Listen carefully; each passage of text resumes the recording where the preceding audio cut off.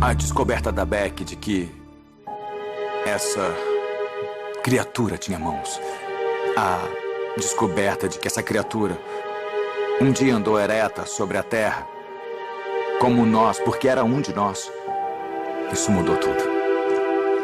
Mudou a forma como interpretávamos a criatura e a forma como interpretávamos o mundo.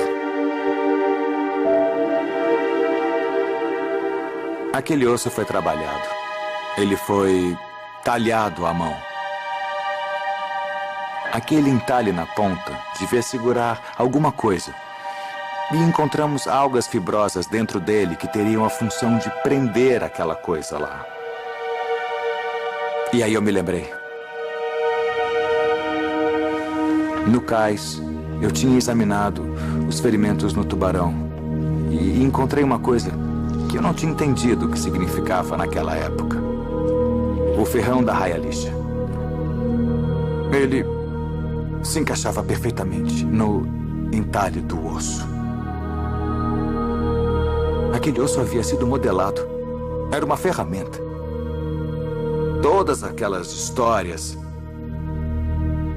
de peixes encontrados arpoados, todas as histórias de pescador sobre arpões encontrados em mar aberto, foram obra da criatura.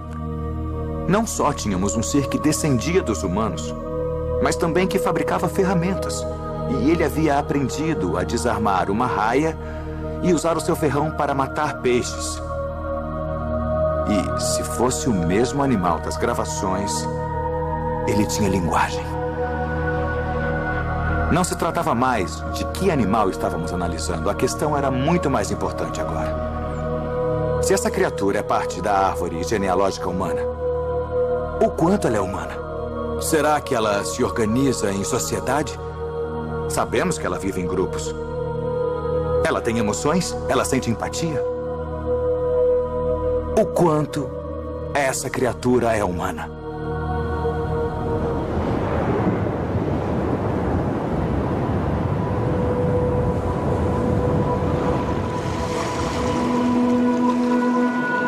A terra está coberta de gelo. As criaturas não voltam mais à praia, nem mesmo para procriar.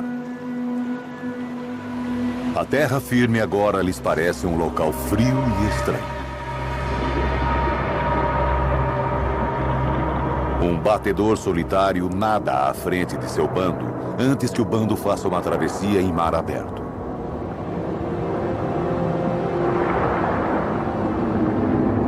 Os abismos que se abrem para as águas escuras possuem alimentos.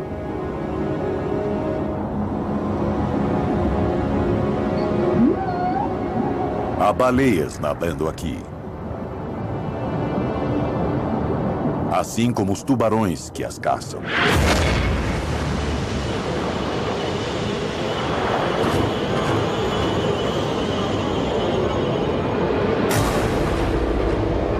O megalodonte, um tubarão tão grande quanto uma baleia. Um tubarão que se alimentava de baleias. Há 1,5 milhão de anos, as criaturas teriam enfrentado o maior monstro a dominar os mares. Um monstro que sabia que eles viajavam em grupo.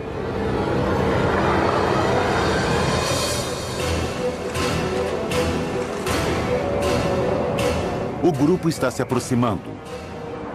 Dentro dele estão os jovens, os lentos e os vulneráveis. Eles precisam ser avisados.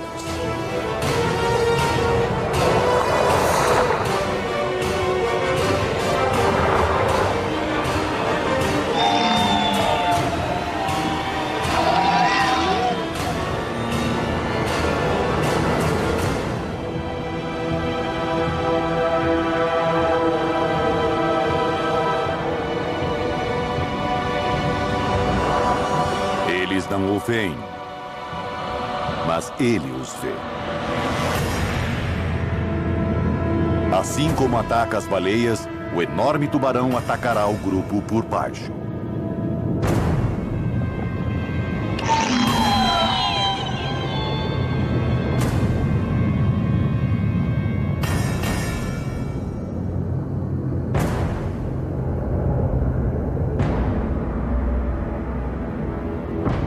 Mas ele precisa impedir de alguma maneira que o tubarão ataque os mais lentos e mais vulneráveis.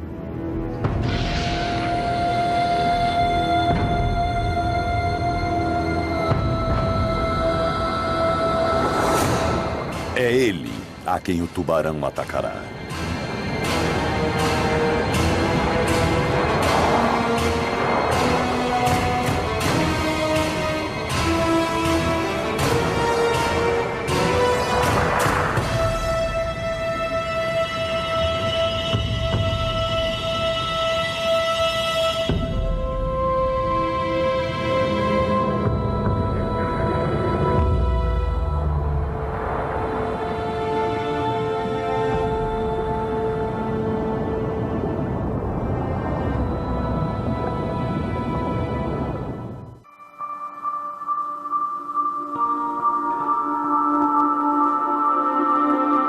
O corpo foi uma das descobertas antropológicas mais importantes.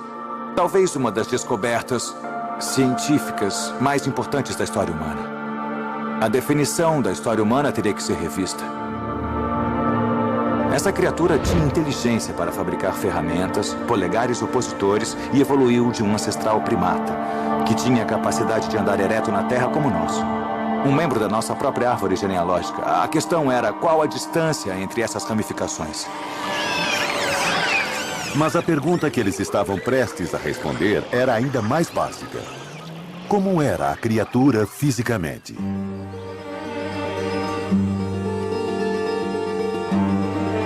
Eu me lembro de pensar, enquanto viajava para ver o molde completo do crânio, como aquilo era poeticamente perfeito. Lá estávamos nós, viajando pela mesma terra onde os nossos ancestrais haviam sido descobertos. E agora estávamos indo buscar mais um. Só que dessa vez não se tratava de um ancestral, mas de um ser que ainda estava vivo.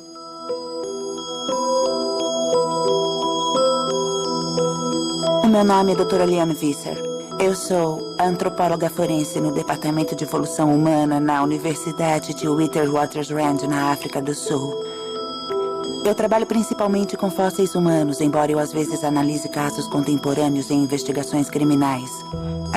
Eu reconstruo a aparência de um indivíduo com base em fragmentos de crânio e de outros ossos. Eu fui chamada para trabalhar nessa reconstrução porque a equipe que fez a descoberta precisava de ajuda para identificar o que eles acreditavam ser uma nova espécie de hominídeo, os humanos e os nossos parentes mais próximos. Mas aí eles soltaram a bomba.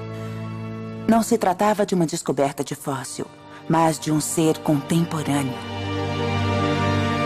Algumas características se destacaram na hora. O crânio tinha órbitas muito grandes, maiores do que qualquer fóssil ou humano moderno que eu já havia reconstruído. Os olhos seriam bem grandes. E olhos grandes são encontrados em animais que vivem em ambientes de pouca luz, como os animais noturnos. E também alguns animais marinhos. Então, isso era interessante. A outra coisa que eu notei foi a evidência de uma crista no crânio. Isso é encontrado em alguns dos nossos parentes, mas não nos humanos modernos. Os macacos têm e também já foi encontrada em alguns dos nossos ancestrais.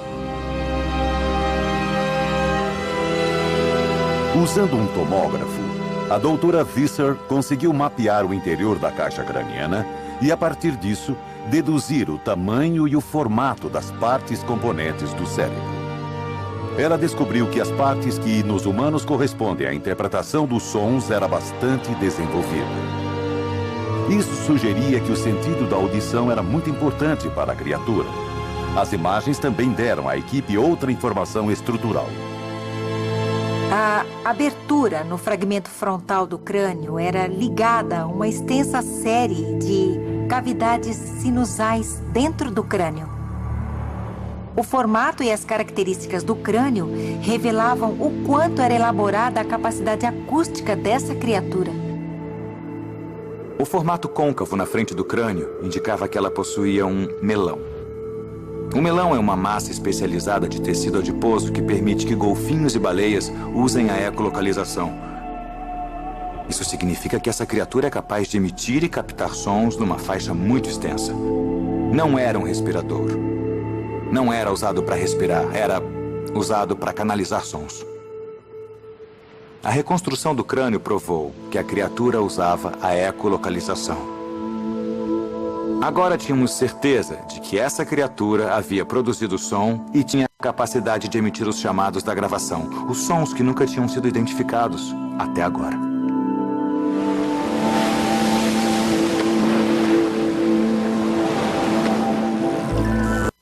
A ecolocalização é uma forma de sonar biológico, a capacidade de emitir sons de alta frequência que rebatem nos objetos e fornecem ao animal um mapa mental do ambiente. Sons usados para localizar comida, sons usados para se comunicar nas profundezas da imensidão azul do mar, para chamar outros da mesma espécie e para conversar com almas irmãs.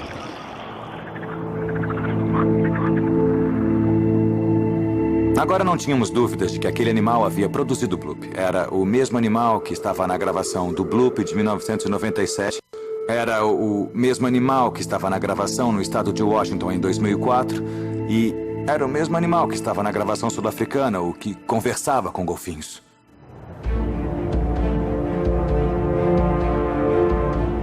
As criaturas e os golfinhos se comunicam. Eles se comunicam para caçar. A corrida das sardinhas. Quase todos os predadores do oceano convergem numa caravana com quilômetros de extensão. Mas apenas 2 trabalham juntos.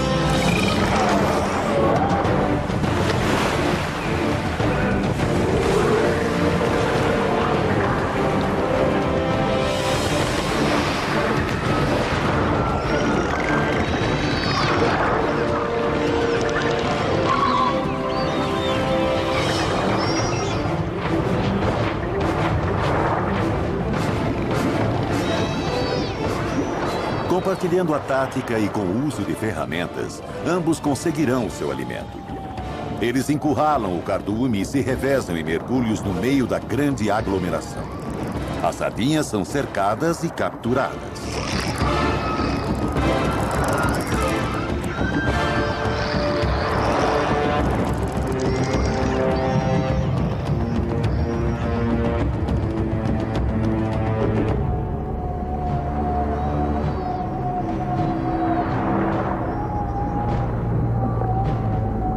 Cada membro do grupo participa da captura dos peixes antes de voltar às águas rasas com os golfinhos, onde juntos compartilharão o espólio.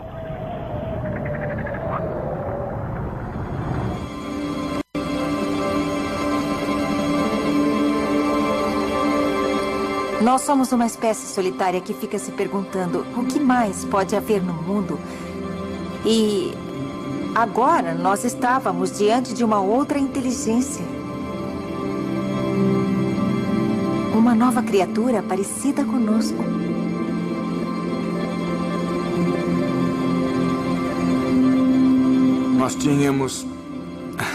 Nós tínhamos encontrado uma criatura fabulosa. Era simplesmente isso que tínhamos ali. Todos nós estávamos esperando para dizer isso havia dias, talvez semanas. Mas cientistas não podem acreditar em contos de fadas. E o que nós estávamos vendo ali era uma sereia.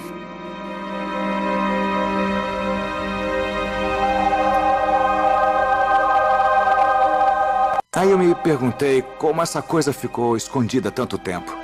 Mas aí você se dá conta que a superfície da Lua já foi mais explorada do que o fundo dos oceanos. E você precisa lembrar do fato de que até hoje há grandes animais sendo descobertos. Foram descobertas 2 espécies de baleias só na década passada. E são animais de 10, 12 metros que nunca tinham sido vistos, que nunca tinham sido registrados.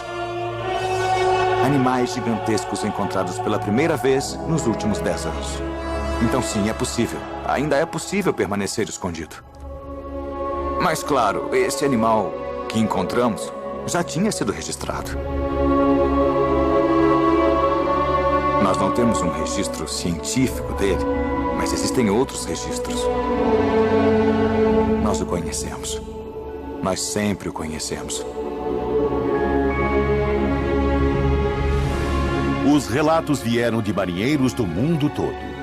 Os navegantes gregos as descreveram, assim como os vikings e os chineses durante o seu grande período de exploração marítima. Culturas que não tiveram nenhum contato entre si, mas que mesmo assim relataram ter visto a mesma criatura mítica. As avistagens diminuíram no Velho Mundo, mas depois ressurgiram no Novo Mundo. Elas foram registradas em diários de bordo das viagens de Cristóvão Colombo e Henry Hudson. E mesmo no século XIX, capitães dos navios baleeiros relataram tê-las visto nadando entre as baleias. Até hoje, há relatos na forma de imagens em vídeo amador que mostram uma criatura estranha capturada em alto mar.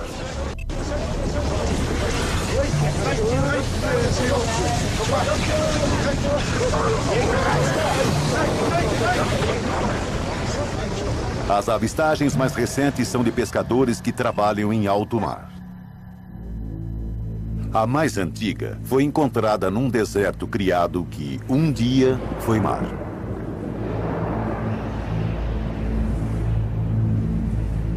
Estas cavernas de arenito antes se erguiam sobre uma baía 30 mil anos atrás. As águas recuaram, mas a memória das pessoas que lá moravam permaneceu, gravada nas pinturas rupestres que recobrem as paredes da caverna. Os arqueólogos acreditam que estas são as mais antigas imagens míticas feitas pelo homem. Será que representam a projeção dos sonhos de antigos pescadores, imaginando-se com caudas, nadando para pegar peixes com lanças e redes? Ou são outra coisa?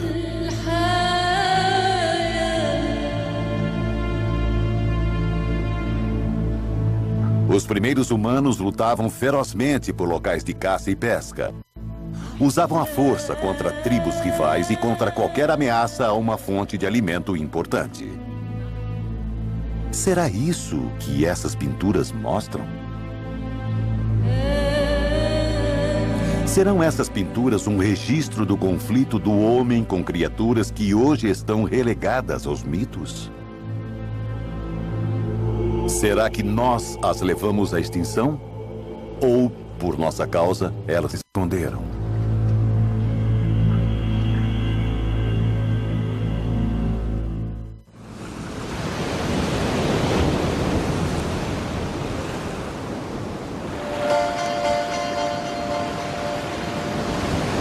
As criaturas ganham vida nas descrições dos marinheiros. Segundo os relatos, elas são vistas com mais frequência nas marés de lua, nadando perto da superfície em coreografias deslumbrantes.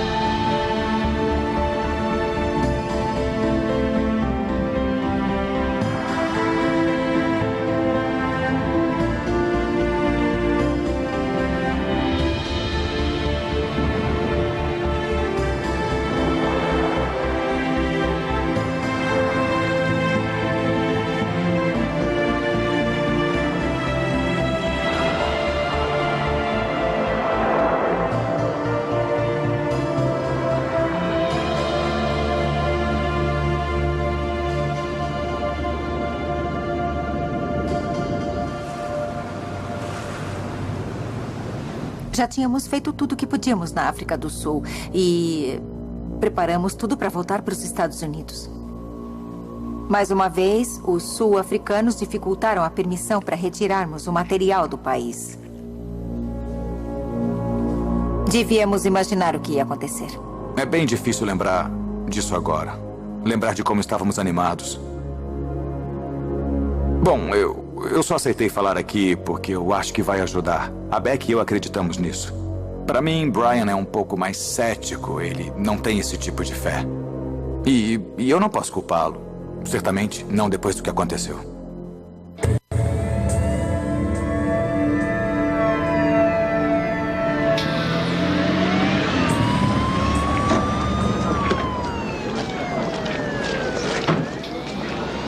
O que está acontecendo aqui?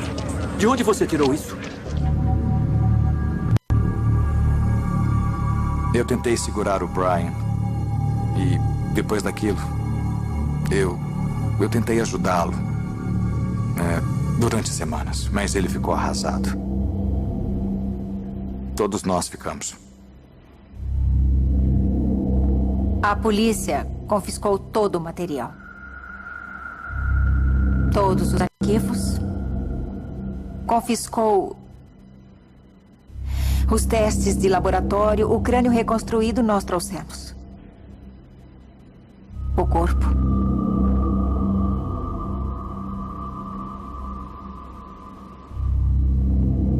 Eu nunca tinha visto nada parecido e eu trabalho aqui há 20 anos. Foi algo sem precedentes. Não foi uma batida policial normal. Foi uma operação secreta. Eles chegaram de manhã, bem cedo, quando sabiam que nós não estávamos ali. E tinham um mandado de busca e apreensão.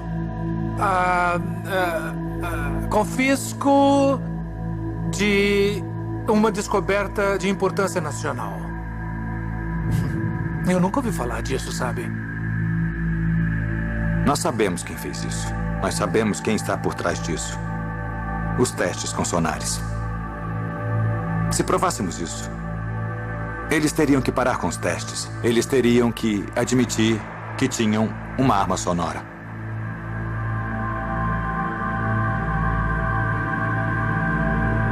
Tudo que nos restou, a única coisa que conseguimos trazer que eles não apreenderam, que não poderiam pegar, foram as gravações. Foi só isso que nos restou. Mas elas provaram ser cruciais.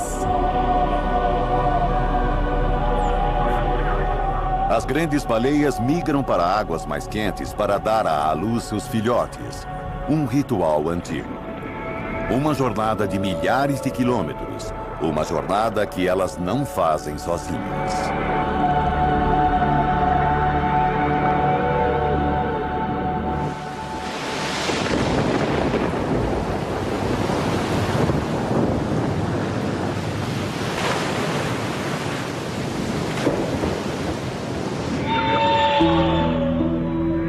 Uma laguna costeira rasa no hemisfério sul, onde as criaturas se recolhem em águas mais quentes e protegidas. Onde uma espécie em risco ainda alimenta a esperança.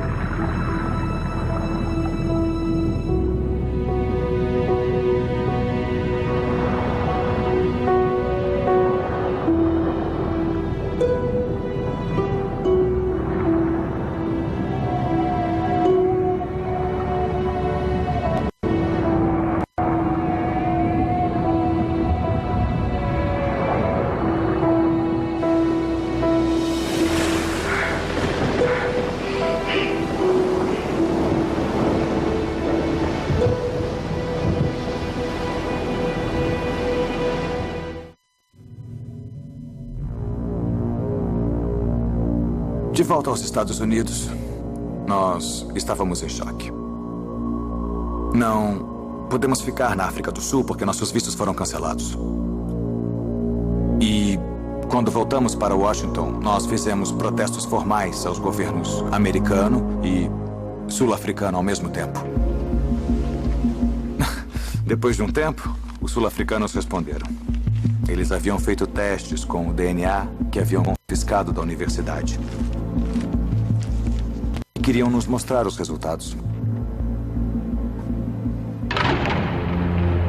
Como a leitura do DNA foi muito próxima ao DNA humano, o laboratório que fez os testes disse que ele foi contaminado com DNA humano. Eles desacreditaram os resultados. Parecia um trecho do livro do George Orwell. Era o Grande Irmão. Eles estavam reescrevendo a história. Eles estavam apagando essa criatura dos registros. E a pergunta que eu me faço é por quê? Eles estão protegendo os testes? Estão guardando a criatura só para eles? Estão examinando as criaturas? Mas não sabemos. Ainda não sabemos. Tudo o que tínhamos agora era tempo. Nós continuamos investigando os encalhes e os eventos onde corpos apareciam nas praias. Onde as autoridades locais isolavam a área e, em alguns casos, com a ajuda de militares à paisana. E continuávamos pensando no encalhe que aconteceu em Washington, onde havia a equipe de médicos da Marinha. Na época, pensamos que eles estavam examinando as baleias. Mas hoje temos uma teoria bem diferente. Localizamos os garotos que haviam avisado as autoridades. E a Marinha tinha conversado muito com os garotos. Tinham feito uma visita à casa deles. E eles convenceram os garotos de que o que eles tinham visto, na verdade, era uma foca. Uma foca em decomposição, por isso ela parecia estranha. O garoto tinha feito um desenho do que ele viu. Bom, ninguém, fora os cientistas com quem nós trabalhamos, ou dos oficiais do governo que confiscaram nosso material, poderia saber como era a reconstituição do crânio. Mas aquele garoto desenhou o que ele tinha visto lá. E era igual. Ele tinha visto a mesma coisa. E não foi só isso que nós vimos. A mãe do garoto concordou em mostrar pra gente. Eles não tinham mostrado pra mais ninguém. A Marinha nem pensou em checar a câmera do celular do garoto. Não foi a primeira vez que os militares foram pegos por uma câmera de celular, mas naquela época, nem todo mundo tinha esses celulares. Acho que os investigadores nem se preocuparam em checar. E o garoto guardou as imagens, guardou durante todo esse tempo.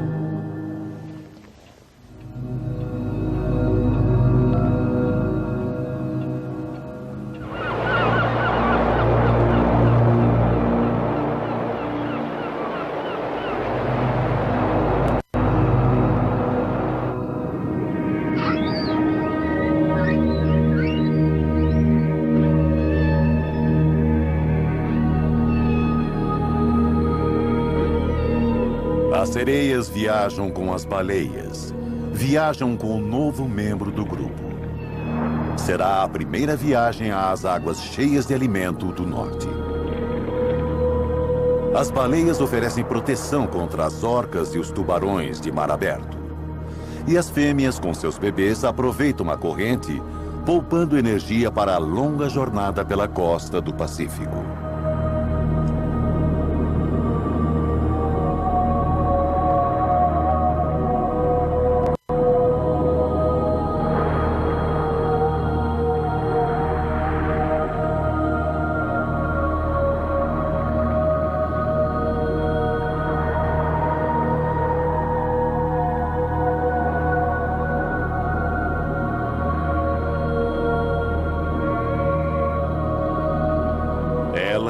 Nadam numa faixa de água do noroeste do Pacífico, onde as gravações de áudio da NOAA sugerem que há uma frota de navios da Marinha.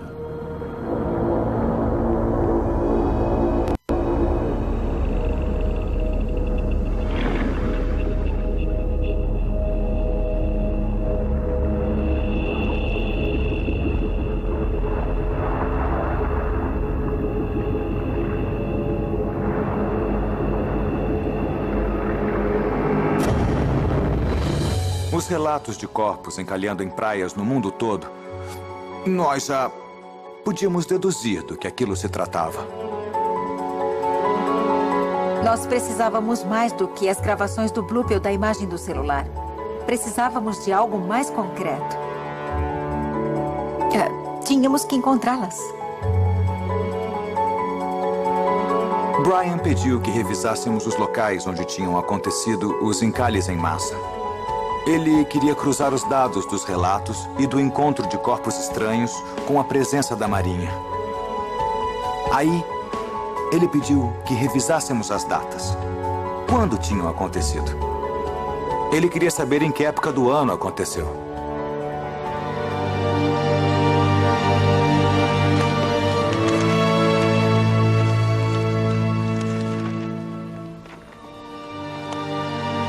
Nós sabíamos que elas estavam encalhando com as baleias.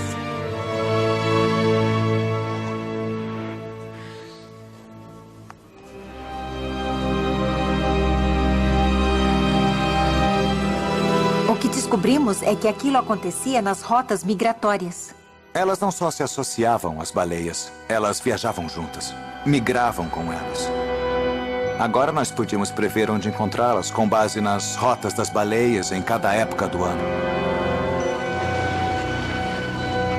Nós queríamos tentar fazer contato.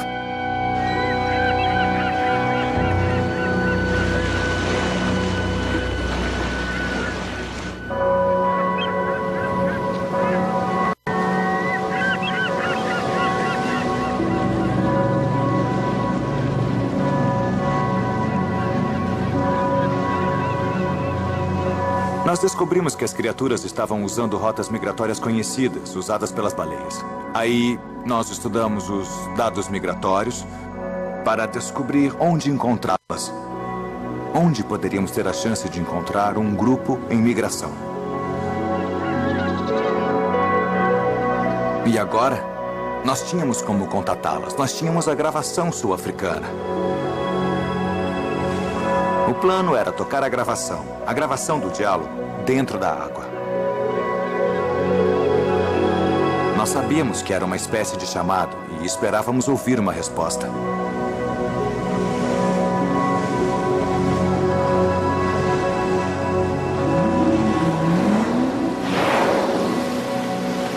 Nós sabíamos que estávamos no lugar certo quando vimos as baleias.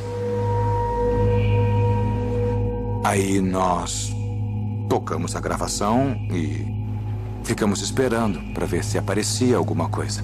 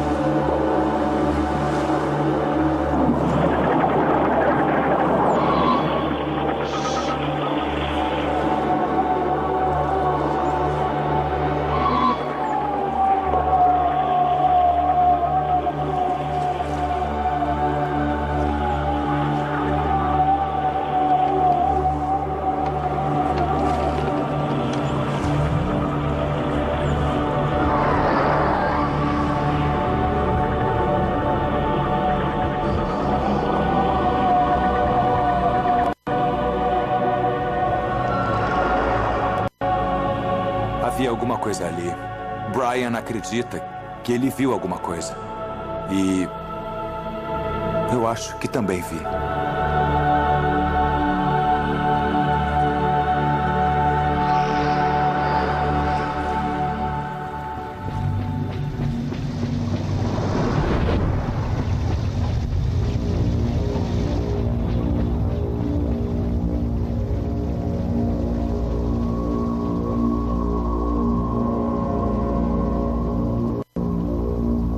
As nossas atividades estavam sendo observadas. Era mesmo o Grande Irmão. E tudo que gravamos naquele dia não podemos guardar. Eles não nos deixariam divulgar a história daquele jeito.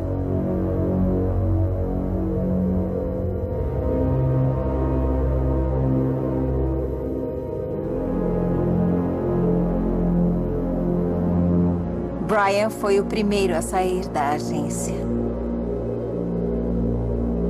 O Paul e eu saímos da NOAA pouco depois. Brian ficou obcecado e ele vai seguir aquele chamado até o fim do mundo. E talvez ele as encontre. Eu sei que ele está procurando. Mas depois daquele dia, para mim, eu não sei se eu posso ajudar. E eu nem tenho certeza se devo tentar. Eu comecei a pensar nelas, não como uma curiosidade científica, mas como seres irmãos. E a última vez em que estivemos juntos, como espécies humanas irmãs, foi na época dos Neandertais. Nós as espantamos. Alguns cientistas acham que nós as caçamos, que nós as levamos à extinção. É a mesma coisa. Os nossos próprios mitos contam a mesma história. É a história. O que fizemos na Terra a um de nossos ancestrais, faremos nos oceanos. Nós não somos bons em convivência. Às vezes, outras responsabilidades são mais importantes do que a ciência. O meu único objetivo é forçar a Marinha a parar com os testes sonares. Os processos judiciais contra as atividades da Marinha podem levar a uma ordem para que os testes parem. Isso protegerá as baleias. E protegerá as criaturas também. As sereias só sobreviveram porque sabem se esconder. E espero que continuem assim, escondidas. Eu sei que eu não quero mais procurá-las. Porque elas não querem ser encontradas.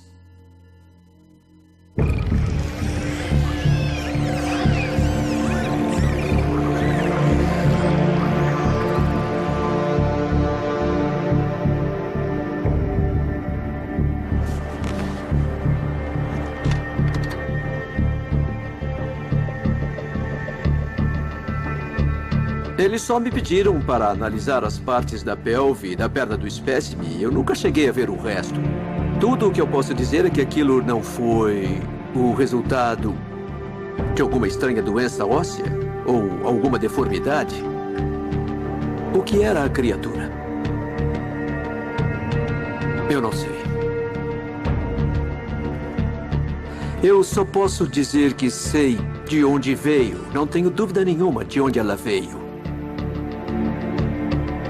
Os ossos que analisamos eram de origem hominídea. Trata-se de uma criatura com a qual compartilhamos um ancestral. Ambos descendemos da mesma linhagem. O que eu vi no cais aquele dia, eu nunca tinha visto nada parecido em minha vida.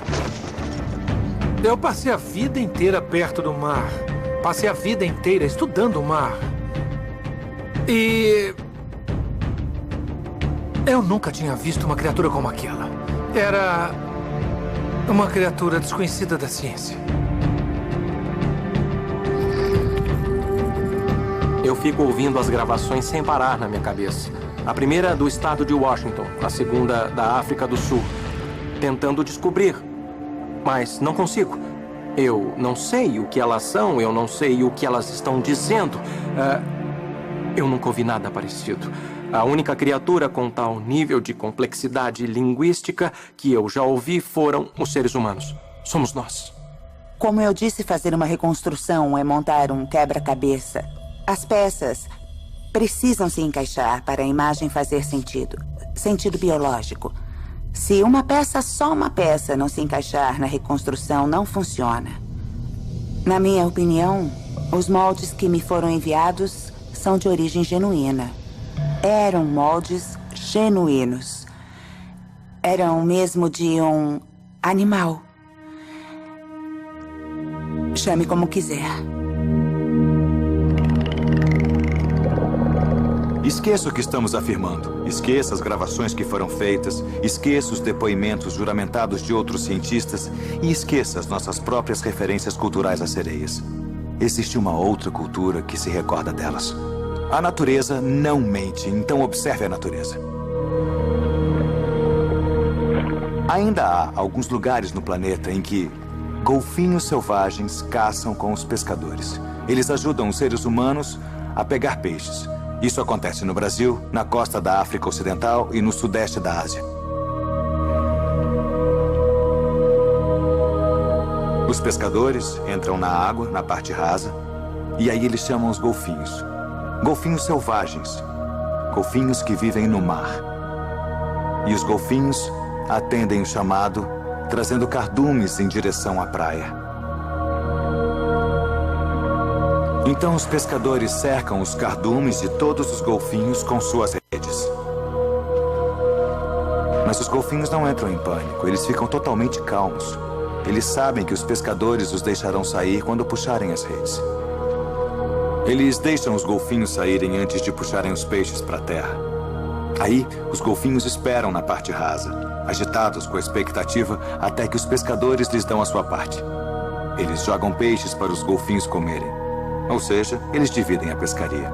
Golfinhos e pessoas dividem o alimento. Compartilham o peixe que pegaram juntos. Uma cooperação entre dois animais diferentes que vivem em ambientes diferentes. Não existe nada parecido com isso na Terra. E ninguém sabe como começou, como essa parceria começou. É um dos maiores mistérios dos mares.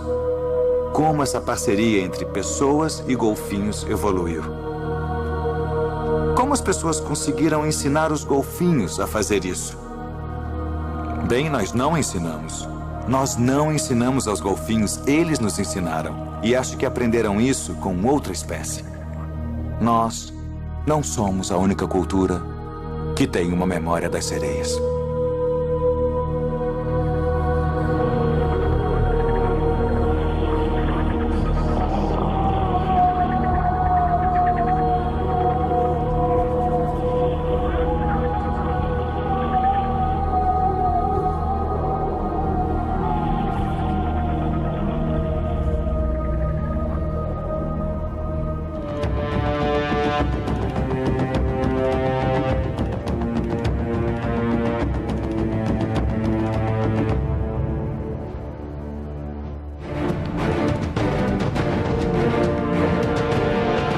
Versão brasileira, Tempo Filmes, São Paulo.